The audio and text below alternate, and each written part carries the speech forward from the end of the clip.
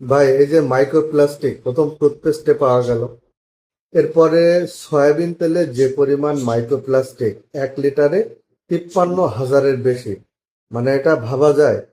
তো বাংলাদেশিদের ক্ষেত্রে আমি বলি, আসলে এটা আমাদের শরীরে সহ্য হয়ে গেছে। দেখেন, মাইক্রোপ্লাস্টিক নেই কিসে?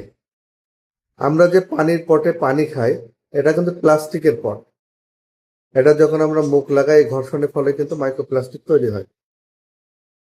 এরপরে আমরা প্লাস্টিকের গ্লাসে পানি খাই, প্লাস্টিকের জগে পানি খাই। আমরা যে বাজারটা করে নিয়ে আসি প্লাস্টিকের ব্যাগে, এটাও কিন্তু ঘর্ষণের ফলে এটা মাইক্রোপ্লাস্টিক তৈরি হয়। তা মাইক্রোপ্লাস্টিক নেই কিসে? সব কিছুতে আমরা মাইক্রোপ্লাস্টিকের সাথে ওতপ্রোতভাবে জড়িত। এই যে বাচ্চাদের আমরা টিফিন বক্স দেই, মানে বিভিন্ন প্লাস্টিকের বক্সে কিন্তু টিফিন বক্সগুলো দেই, এতেও কিন্তু মাইক্রোপ্লাস্টিকের উপস্থিতি থাকে, এতেও বাচ্চাদের ক্ষতি হয়। তো এখন ব্যাপার হলো, মাইক্রোপ্লাস্টিকের সাথে আমরা পরিচিত জন্মগতভাবে। এটা আপনি কোনোভাবেই কমাইতে পারবেন না।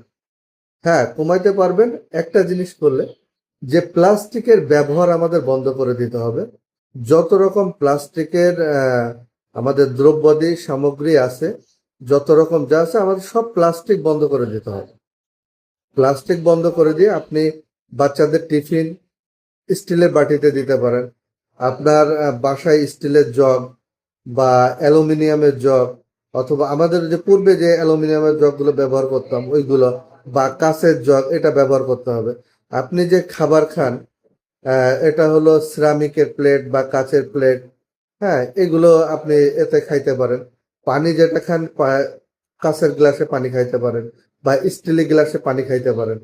মানে আমাদের মূলত মাইক্রোপ্লাস্টিক থেকে বাঁচতে হলে, বা মাইক্রোপ্লাস্টিকের যে বিষাক্ত উপাদান থেকে আমাদের রক্ষা করতে হলে, এই যে আমরা এত অসুস্থ কেন হই?